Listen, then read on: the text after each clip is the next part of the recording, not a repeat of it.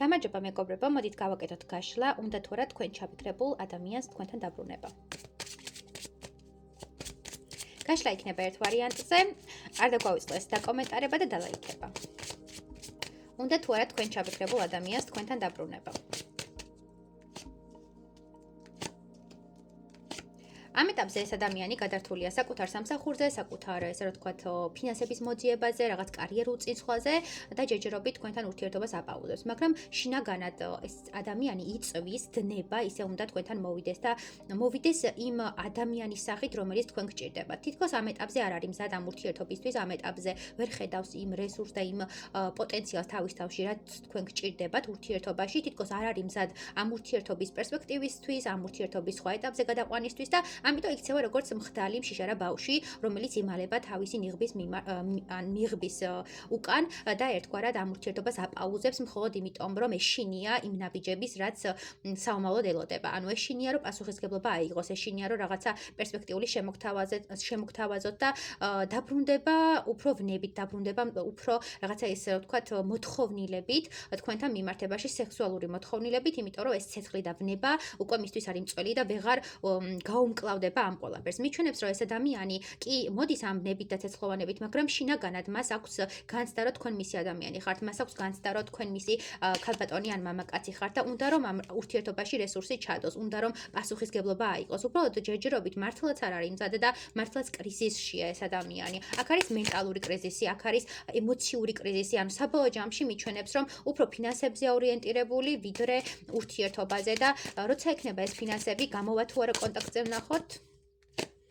კი, აუცილებლად და გამოვა კონტაქტზე დავსაოჯახებლად. თუ ოჯახი იყავით, ურთიერთობის აღსადგენად, რომ ისევ ოჯახი გახდეთ და საბოლოო ჯამში მისთვის ეს გაურკვევლობა და წნეხი იქმნება მხოლოდ იმიტომ, რომ მას აქვს ბორკილები. ერთგვარად მისი ბორკილი არის პასუხისგებლობის აღება და ურესურსება. ფინანსები მისთვის წამყვანია ამ ეტაპზე. შეიძლება თქვენ იყოთ ის ადამიანი, ვინც ამ გაშლას უყურებთ და თქვენ ვერ წყვიტავდეთ ამ საკითხს. ანუ თქვენ გქონდეთ მსგავსი დამოკიდებულება თქვენს პარტნიორთან დაკავშირებით, რომ აი თუ ფინანსები არ მექნება საკმარისი, თუ ვალებს არ გავისტუმრებ, თუ მე არ ვიქნები შემდგარი როგორც მამაკაცი, არ მიმიღებენ, ან არ დამაფასებენ, ან არ მაღიარებენ და საბოლოო ჯამში არის განცდა იმისა, რომ თქვენვე აპაუზებთ ამ ურთიერთობას და რეალურად საფრთხე და წინაღობა არის თქვენი ფიქრები და შიშები. ამ შიშებს თუ გაუმკლავდებით და გადადგავთ ნაბიჯებს, ეს აუცილებლად გამოიღებს პერსპექტიულ შედეგს. ეს მამაკაცებისთვის. მაგრამ თუ ქალბატონები ხართ, მინდა გითხრათ, რომ ეს მამაკაცი აუცილებლად გამოვა ამ მენტალური წნეხი ამ რაღაც შფოთვებიდან გადალახავს ამ ყველაფერს,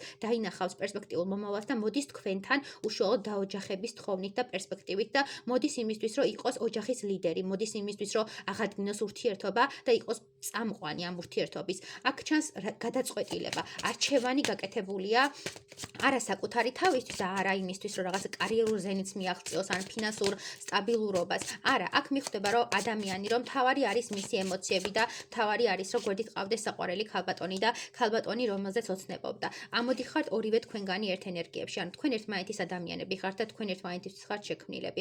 ორივე თქვენგანი არის საკმაოდ მკაცრი ხარციათის, ქალის და მამაკაცის და ორივე თქვენგანი ელოდება სტაბილურ ურთიერთობას. უბრალოდ არ ხდება ამ შემთხვევაში სიტყვის თქმა, არ ხდება განაწილება ამ დამოკიდებულების. არ გაქვთ საუბარი, ანუ აქ მაქვს დაპაუზებულ შენელებულ ურთიერთობაზე, რომელიც ხანდახან შეიძლება რაღაცა ენერგეტიკული მიმოცვლით შემოიფარგლებოდეს და არა მაქსიმალური ენერგეტიკული ბმით.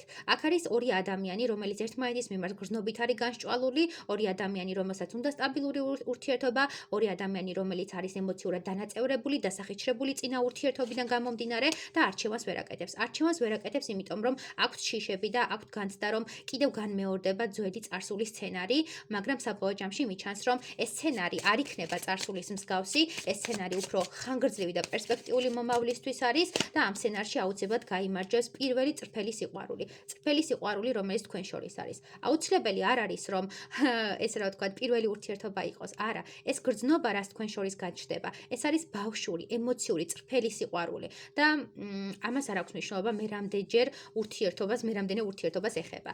იმიტომ რომ ეს არის სამყაროს განაჩენი და თქვენ ერთმანეთის ადამიანები ხართ. თქვენ ერთმანეთისთვის გაჩნდით და დაიბადეთ. აქ დიდი ალბათობით მაქვს სულმეითებზე საუბარი, ადამიანებზე, რომლებმაც გარკვეული წინაღობა უნდა გადალახონ და ენდონ თავიანთ შეგრძნებებს და ენდოთ საკუთარ ემოციებს. განცდას იმისას, რომ თქვენი ადამიანი იყოვეთ. აი გაშინებთ ეგ, რომ თქვენი ადამიანი იყოვეთ. თითქოს არც ერთი ხართ მზად და თან მზად ხართ ამ ურთიერთობისთვის. კარგი, დავამატოთ კიდევ. შორიდან უთვალთვალებთ ერთმანეთს, შორიდან აკვირდებით, შორიდან სწავლობთ ერთმანეთს. აქ არის შესწავლის მომენტი, დაკვირვების მომენტი. ძალიან გადარდეთ ეს ადამიანი და ძალიან დიდ ემოციას იწვევს თქვენში და იმ ადამიანშიც იწვევთ ემოციას. თითქოს ცდილობთ რომ ერთმანეთს რაღაცა ნამიოკები ჩაურტყათ ესე რომ იტყვიან და რაღაცა დაანახოთ რომ აი კი გითვალთვალებ გაკვირდები მე შენ სივრცეში ვარ რაღაც ოღონდ ინტერნეტით არის ეს ყველაფერი სოციალურ ქსელში და არა ახლო ფიზიკურ კონტაქტში შეიძლება ახლოც იყოთ ფიზიკურად მაგრამ აქ უფრო ინტერნეტით დაკვირვება და სოციალურ ქსელებში შემოწმება და შესწავლა და ასე შემდეგ მიფიქსირდება გრძნობთ რომ ორივე თქვენგანი ხართ მზად ურთიერთობისთვის მაგრამ გეშინიათ ნაბიჯების და კიდევ სწავლობთ და როდემდე უნდა ისწავლოთ ხო მოდი ვკითხოთ საბოლოო ჯამში გადადგავს თუ არა მამაკაცი ნაბიჯს ამ ურთიერთობაში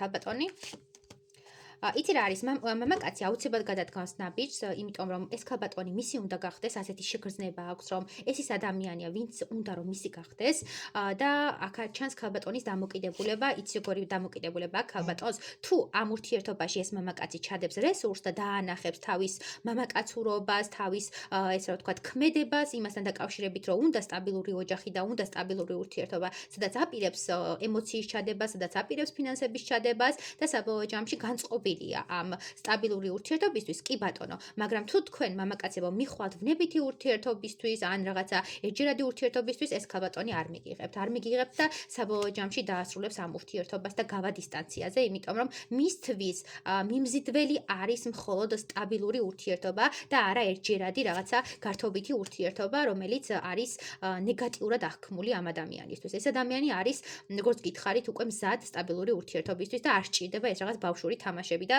ემოციებით თამაში ან ვნებითი თამაშები წარმატებები